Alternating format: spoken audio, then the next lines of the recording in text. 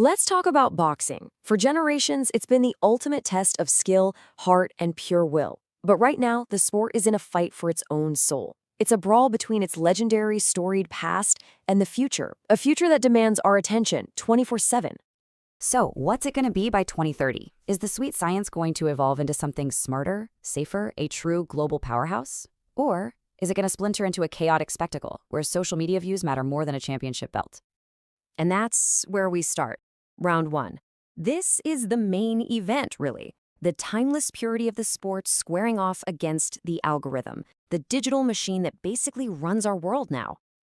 Okay, so look at these two corners. On one side, you have the sweet science. We're talking long, tactical, 12-round chess matches. We're talking about legacy, lineal champions, and the core idea that the best must fight the best. But in the other corner, you've got the viral clip. It's a whole different world, a world built on highlight reel knockouts, short attention spans, and, let's be honest, putting entertainment way above purity. And this is the big, uncomfortable question, isn't it? In an age where eyeballs and clicks are king, if the purest form of boxing doesn't sell, does its greatness even matter anymore in the business of sports? And nowhere is this fight more obvious than in our second round, the rise of influencer boxing. This is a phenomenon that some people love and, well, a lot of people absolutely hate. Which really gets to the heart of it. Is this new wave a lifeline, bringing in millions of new fans and huge paydays? Or is it a hostile takeover, pushing out real skilled athletes for popular personalities with millions of followers? The traditionalists, they see this as a Trojan horse. They argue it completely dilutes the skill that fighters spend their entire lives perfecting. It confuses casual fans, they don't know who a real champion is anymore, and it just cheapens the whole idea of championship boxing by making it all about the show. But then you have the other side of the argument, and it's a powerful one. They see this as a modern lifeline. Look, it brings millions of new, younger eyes to boxing. The money from these massive events, it funds the undercards for hungry professional fighters trying to make a name for themselves. And it's teaching the whole sport how to market itself in the 21st century. So what is it? A disrespectful sideshow that just mocks the sacrifices real fighters make? Or is it just being brutally honest about what a modern audience is actually willing to pay to see? Now, moving past the spectacle for a minute, there's a deeper tension brewing. And that brings us to round three. This really uncomfortable tug-of-war between making the sport safer and the brutal warrior mentality that has always created legends. I mean, technology could completely change the game. Just imagine training camps using AI and data to prevent injuries before they happen. Think about better brain monitoring that leads to smarter, earlier stoppages. The result? Fighters having longer, healthier careers.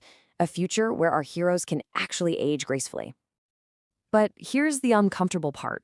So many of boxing's most legendary fights, the ones we talk about for decades, were brutal, punishing wars. So in our quest for safety, are we accidentally protecting fighters out of those legacy-defining moments? Can you even have boxing without that raw, soul-testing danger? Which leads us to a huge question for today's fighters. What's a better career? Is it a perfectly managed, protected 25-0 record, or is it a riskier 18-3, forged in fire against the absolute best, with losses that actually revealed a fighter's true character? And speaking of managing careers, that brings us to round four. Let's look past the ring and into the boardrooms. The fighters are throwing the punches, sure, but who is really going to be running this sport by 2030? Look at this. The old power structure is shattering. The legacy promoters who used to run everything, they're now just one piece of the pie. They're competing with giant streaming platforms, with massive Saudi-style super events backed by sovereign wealth funds, and maybe most importantly, with fighters who own their own brands and speak directly to their audience. Power is breaking up. So when power shifts like that, it leads to a pretty chilling question for the future. As algorithms get smarter and platforms get more powerful, will the best boxer be the one with the most skill, or just the one who's the most clickable? And that whole battle for clicks brings us to our final round. This is where we have to get philosophical and ask the biggest question of all. What does greatness even mean in the world of boxing come 2030? The way we keep score is changing right before our eyes. The old definition was simple: world titles, an undefeated record, a spot in the Hall of Fame.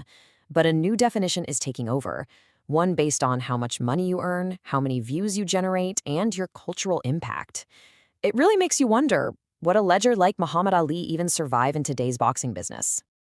It all boils down to this, really.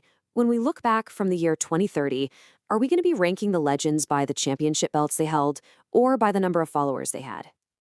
Look, boxing isn't going to die by 2030, but it might be completely unrecognizable. Because the real fight, the championship bout for the future of the sport, isn't happening in the ring. It's happening right now, between tradition and attention. So if you're a purist, someone who truly loves the deep history and tradition of this sport, the future might seem pretty terrifying. But if you love entertainment, big personalities, and massive spectacles, then the future probably looks incredibly bright. The only question left is, which side are you on?